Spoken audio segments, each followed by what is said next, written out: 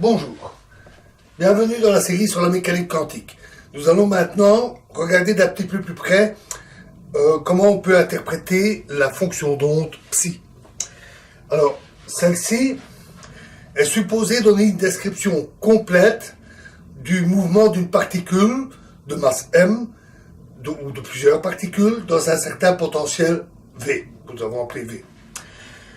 C'est, en mécanique classique, l'analogue, c'est la trajectoire r de t, donc la position au cours du temps. Ici, l'analogue en mécanique quantique est la fonction d'onde qui dépend de la position et du temps. Mais,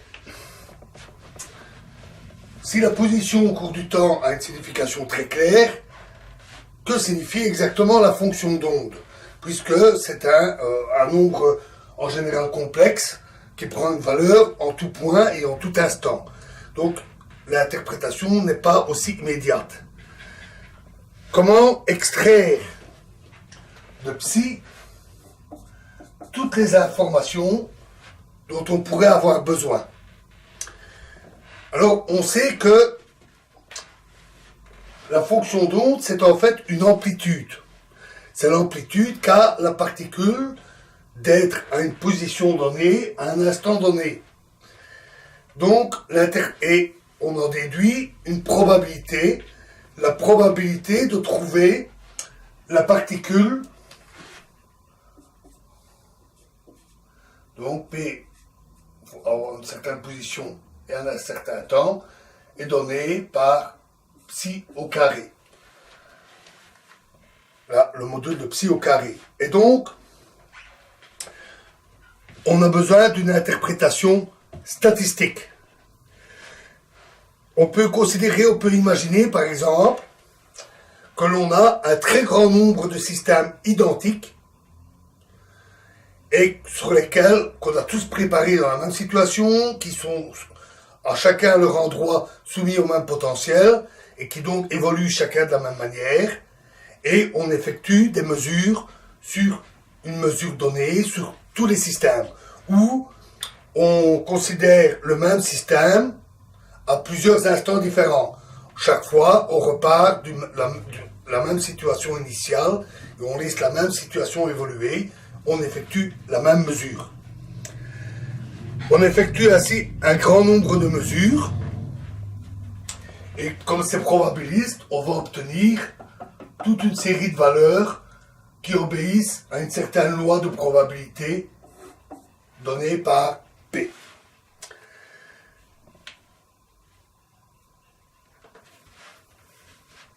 C'est celui qui a posé pour la première fois cette formulation probabiliste, statistique, est Born.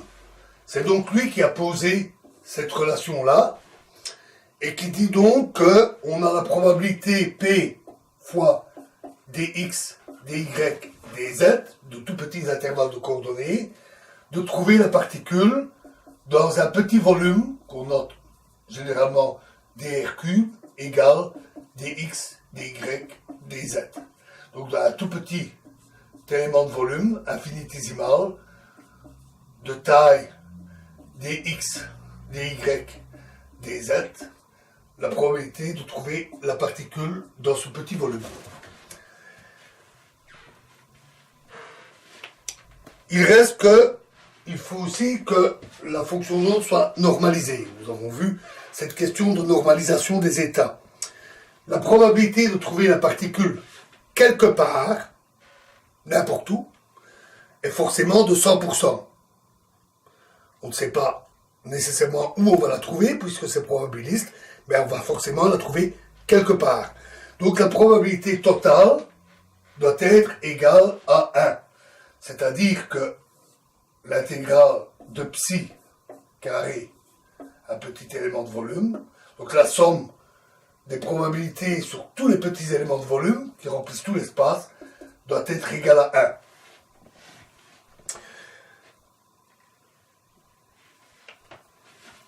Si c'est un petit paquet d'ondes,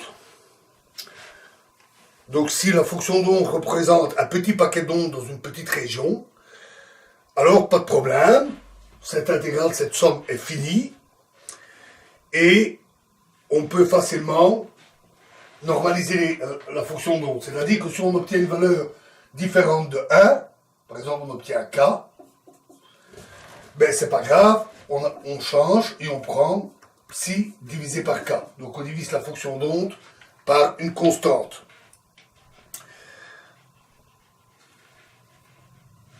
Il est à noter que l'équation de Schrödinger est une équation linéaire. C'était d'ailleurs une de nos conditions pour le principe de superposition. Et ça signifie que si psi est une solution de cette équation, alors psi divisé par une certaine constante est toujours une solution de l'équation de Schrödinger. Donc cette normalisation se fait sans problème. Et avec cette nouvelle fonction, utilisée ici, on obtiendra 1. Enfin, plus exactement, si ceci est égal à k carré, alors on obtient 1, parce que ici il y a le carré, ici. Enfin bon, c'est pas grave, c'est un petit détail technique. Alors, ça c'est pour un petit paquet d'ondes, mais ce n'est pas nécessairement un paquet d'ondes. Nous avons vu des solutions sinusoïdales. Dans l'espace, c'est équivalent à une onde sphérique ou une onde plane qui remplit tout l'espace jusqu'à l'infini, au moins en théorie. Et dans ce cas-là, l'intégrale, la somme, ne converge pas. Elle ne tend pas vers un nombre fini. Alors, on verra plus loin que comment on traite cette situation, mais ici on peut considérer qu'on considère un volume très grand et que physiquement il n'est pas tout à fait raisonnable d'imaginer que l'onde s'étend jusqu'à l'infini.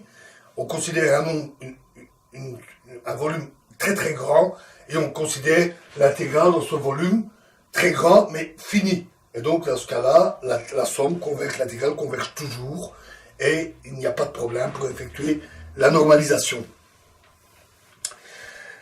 Alors, tout ceci n'a de sens que si la constante ici est une constante, c'est-à-dire si elle ne varie pas au cours du temps. Donc, supposons que j'ai obtenu cette valeur-là à un certain instant t donné. La question est, est-ce qu'un peu plus tard, j'aurai toujours cette valeur, cette normalisation? Est-ce que la normalisation est stable? Alors, on peut faire le calcul en utilisant l'équation de Schrödinger. Et en utilisant l'équation de Schrödinger, on montre que si cette condition est respectée à un instant donné, alors elle l'est en permanence. C'est quand même quelque chose d'important. Lors de ce calcul, que je ne fais pas ici en détail bien entendu, on voit apparaître une certaine quantité S qui est égale à H bar sur 2IM fois psi star, donc le complexe conjugué, fois la variation avec la position de psi, moins la variation avec la position de psi star, psi. Et le calcul montre, donc quand on démontre cette stabilité, on voit que si on a un certain volume, alors la probabilité totale dans ce volume varie comme le flux de S qui sort ou qui rentre dans ce petit volume. Donc on peut interpréter S comme un flux de probabilité. Donc on a une certaine probabilité dans une région, une probabilité de trouver la particule dans une autre région, et au cours du temps, les probabilités peuvent varier, et entre les deux, il y a un flux de probabilité d'une région à l'autre. Alors, c'est un courant de probabilité. Alors, il serait assez tentant d'interpréter ce flux de probabilité comme un flux de particules. Donc, on supposait qu'on ait un grand nombre de systèmes identiques, donc ou un grand nombre de particules, mais qui seraient indépendantes les unes des autres, qui obéiraient toutes à la même équation, qu'on pourrait interpréter ce flux de probabilité comme un flux de particules. Mais ce n'est pas correct. Parce que pour que ça soit le cas, il faudrait que S soit une quantité physique, c'est-à-dire une quantité mesurable. Or, ce n'est pas le cas. Parce que pour mesurer P, par exemple, la probabilité est une quantité mesurable. C'est facile de mesurer la probabilité. Vous mesurez si la particule se trouve à une position donnée. Vous recommencez avec le même système, dans les mêmes conditions, un grand nombre de fois. Vous le faites 1 million de fois. Vous l'obtenez 500 000 fois. Vous trouvez la particule 500 000 fois. Vous dites, elle a une chance sur 2 de se trouver à l'endroit où je la mesure. Mais le flux, lui, n'est pas mesurable. Pourquoi ? Parce que pour le mesurer, il faut à la fois être précis en position et en vitesse. Le flux dans une certaine direction. Or, si on est très précis sur la position et sur la vitesse, alors on entre en conflit avec le principe d'indétermination que nous avons vu. Le principe d'indétermination empêche de pouvoir mesurer ce flux avec autant de précision qu'il serait nécessaire. Ce n'est que dans certaines situations où ce flux varie peu avec la position, dans ce cas-là, peu importe l'endroit exact où on le mesure, et où là, on peut avoir une mesure effective. Dans ce cas-là, ça peut être utile d'interpréter S comme un flux de particules. On rencontre ça, par exemple, dans la théorie des supraconducteurs, où les électrons, dans le matériau supraconducteur, plutôt les paires d'électrons, ce qu'on appelle les paires de Cooper, on en reparlera, se comportent comme un flux de particules qui obéit à cette valeur. Mais c'est des situations un peu exceptionnelles. En général, S doit être vu comme un courant de probabilité, mais il faut éviter d'interpréter comme un flux de particules. Autre chose qu'on peut obtenir à partir de la fonction d'onde, ce sont des valeurs moyennes. Alors, supposez que la particule puisse se situer en position x1 avec une certaine probabilité P1. Elle peut se trouver en x2 avec une certaine probabilité P2, etc. Alors, sa position moyenne, x moyenne, sera donnée par x1 fois P1 plus x2 fois P2 plus x3 fois P3, etc. Donc pour le montrer, prenons un cas simple. La particule peut être là avec une chance sur 2, ou elle peut être là avec une chance sur 2. Vous faites ça plus ça divisé par 2, et donc la particule, la position moyenne, c'est entre les deux. Et c'est exactement ce que fait ce calcul.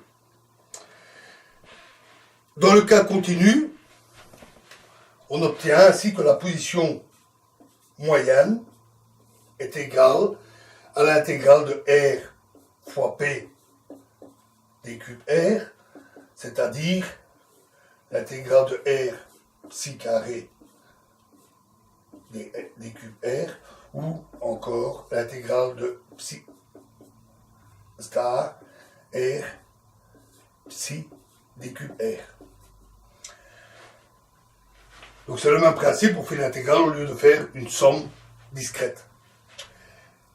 Et ceci est la position moyenne de la particule, par exemple de l'électron, pour une fonction d'onde donnée décrivant cet électron.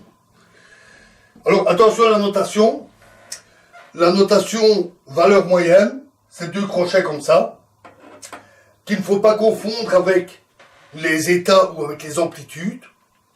En général, il n'y a pas de misère, puisque les amplitudes, on a une barre verticale au milieu. Alors, il n'est pas rare, malheureusement, de rencontrer des notations qui se ressemblent, voire identiques, pour des choses différentes. Mais il vaut mieux que vous voyez la bonne notation, la notation qui est habituellement utilisée, parce que si vous la rencontrez, comme ça, vous pourrez la reconnaître. Et vous pourrez dire, ah, ça représente une valeur moyenne.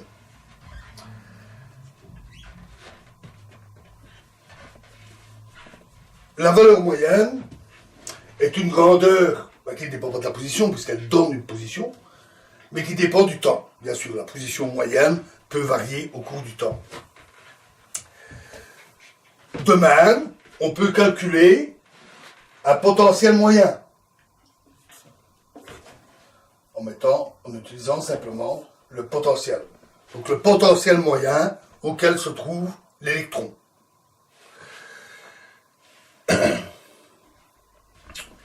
Alors, et pour l'énergie et l'impulsion.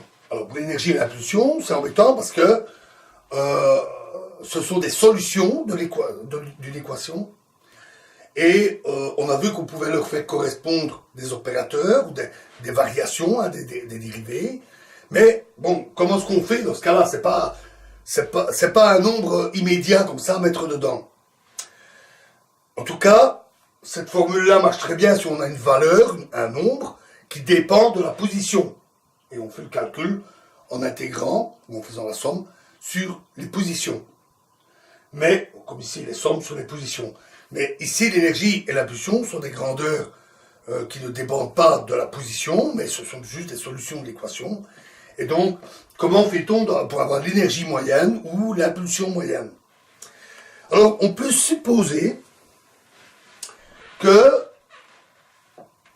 avec les valeurs moyennes, on doit retrouver la limite classique. C'est-à-dire que, en prenant les moyennes, on doit retrouver les comportements qu'on voit dans la vie de tous les jours. Et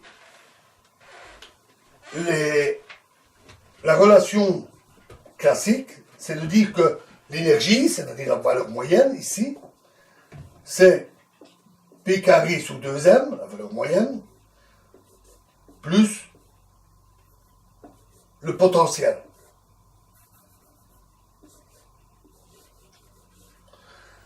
Ça, c'est la relation classique qui lie l'énergie, l'impulsion et le potentiel.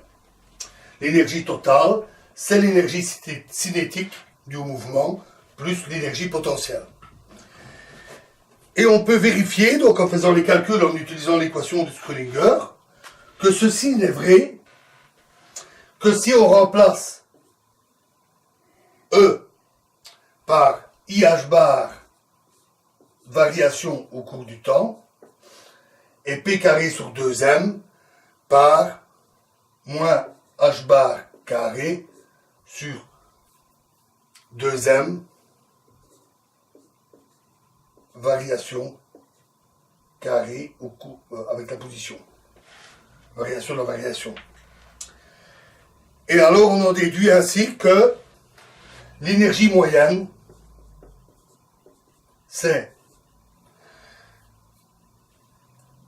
psi star fois la variation au cours du temps. On vérifie que c'est bien comme ça qu'il faut le faire.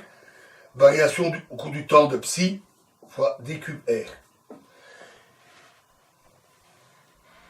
Et, excusez-moi, j'ai oublié le IH bar.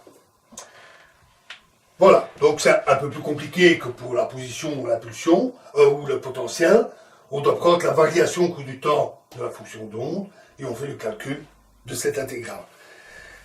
Et on a quelque chose d'analogue pour l'impulsion, et on retrouve la correspondance que nous avions vue entre énergie et une variation, entre impulsion et une variation par rapport à la position.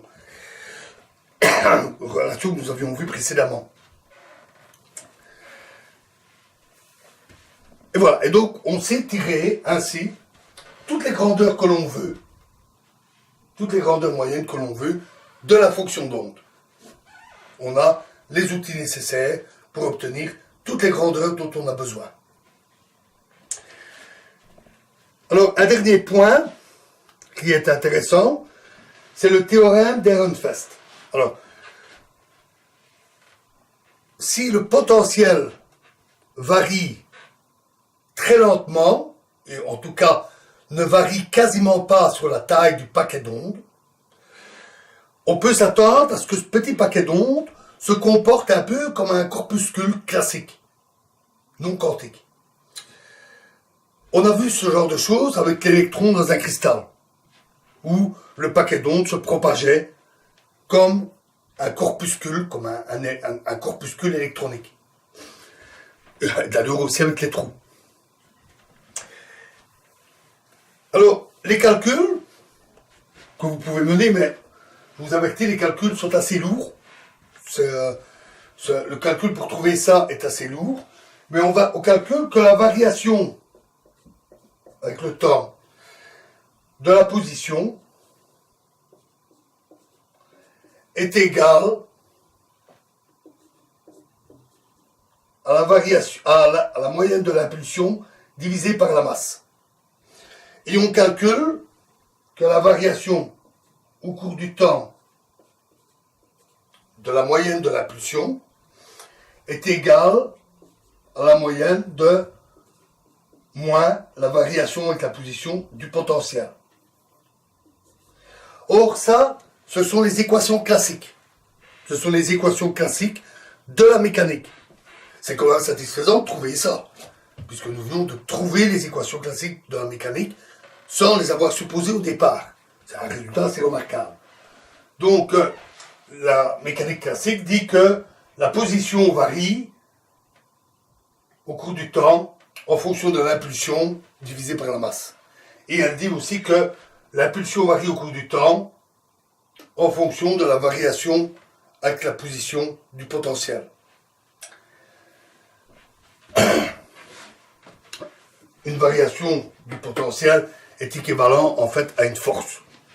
Donc on pourrait remplacer ça par moins F. Pardon, on pourrait remplacer ça par F. Une force classique. Donc ça c'est le théorème de Reinfeldt qui montre que si on considère que le potentiel varie lentement, alors on obtient des équations classiques. En fait, ces formules sont valables dans tous les cas, même dans le cas d'un potentiel variant rapidement. Mais si on peut considérer que on a un potentiel qui varie peu, sa valeur est pratiquement égale à sa moyenne partout, et donc on obtient des équations classiques. Et ça, c'est une des manifestations d'un principe qui avait été posé par Bohr au départ, appelé principe de correspondance. Celui-ci dit que si on peut ignorer les fluctuations quantiques, donc le caractère aléatoire, si les fluctuations quantiques sont très petites, alors on doit retrouver des comportements classiques. Ça revient au même aussi à dire que si on fait tendre la constante de Planck vers 0, alors vous pouvez dire comment est-ce qu'on peut faire tendre une constante vers 0. Une constante, c'est constante. Et bien là, on dit, h est une variable comme une autre, normalement avec une valeur bien définie. Mais là, on change sa valeur, on la fait tendre vers 0. Et alors, Bohr dit dans ce cas-là, les équations de la mécanique quantique doivent redonner les équations classiques. Et c'est considéré aussi que on se situe dans le domaine macroscopique, donc dans le domaine à notre échelle, celle du quotidien. Dans ce cas-là, un paquet d'ondes peut être tellement petit que pour nous, il se comporte comme un point, comme un corpuscule. Et les précisions sur les positions et les impulsions, à notre échelle, peuvent être très bonnes, tout en respectant le principe d'incertitude, le principe d'indétermination. Ça se comporte comme si la constante de Planck était nulle, à notre échelle. Et donc, c'est ce que dit le principe de correspondance, entre la limite à grande échelle de la mécanique quantique et la physique classique. Voilà ce qu'on peut dire sur l'interprétation de la fonction d'onde. Alors, dans la prochaine vidéo, nous verrons comment l'équation de Schrödinger conduit à la quantification de l'énergie. Je vous remercie.